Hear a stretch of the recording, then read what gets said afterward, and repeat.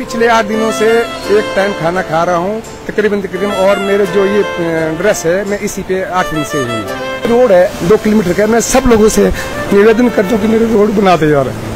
ये मेरे सामने क्यों बहुत लोग पीछे रहते हैं और कोई नहीं सुनेगा हमारी दास्तान यदि आज हमको ये इसकी व्यवस्था ना हो पाए।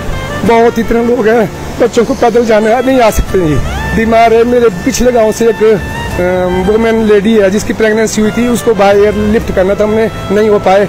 आज उसको ऊपर पहुंचाना मुश्किल है। मैंने उनके घर वालों को बोला कि भाई ऊपर कैसे ले जाने, उसकी व्यवस्था यहाँ कर दो, उसकी रहने की व्यवस्था यहाँ कर दी। यहाँ से 3 किलोमीटर पीछे का एरिया सर वो, आप इस रास्ते सर आगे जाएं, यहाँ तो मंजिल बहुत कम है।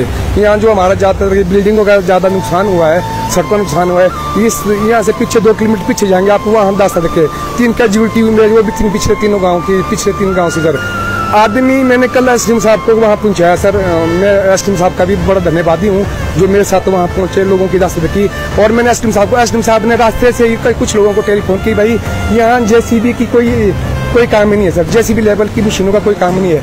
यहाँ कम से कम एल&टी का बड़ी मशीनों का होना पड़ा सर। रास्ता चलने हो गया, आप जाएंगे, यदि मेरे को पैदल जाने के लिए यहाँ 30 मिनट लग जाते हैं, मेरे को 2 घंटे का सफर लगेगा। ये इतने बोल्डर है सर जो यहाँ पीछे मकान के पीछे दिखाई दे रहा है। इस प्रकार के हजारों सैकड़ों बोल्डर पीछे पड़े हुए आप। इतनी रास्ता भी टूट चुका, चल रास्ते का सर क्या पैदल जाने के लिए रास्ता भी नहीं है सर, पैदल जाने के लिए रास्ता नहीं है। ये रुशाड़ा घाट है सर, पांडवशिला से रुशाड़ा घाट, PWD की 2 किलोमीटर पक्का रोड था सर।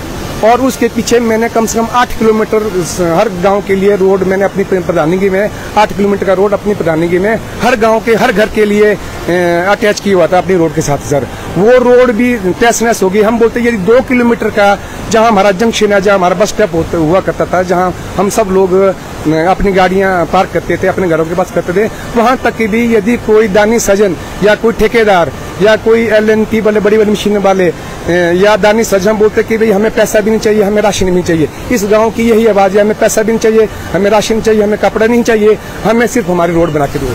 ये कि इन्होंने एक बड़ी अपील की है और ये अपील उन तमाम हिमाचल प्रदेश के A क्लास कॉन्ट्रैक्टर के लिए हो सकती है जो बड़े रसूख वाले ठेकेदार हैं, जिनकी खासी उनकी अपनी मशीनरी है।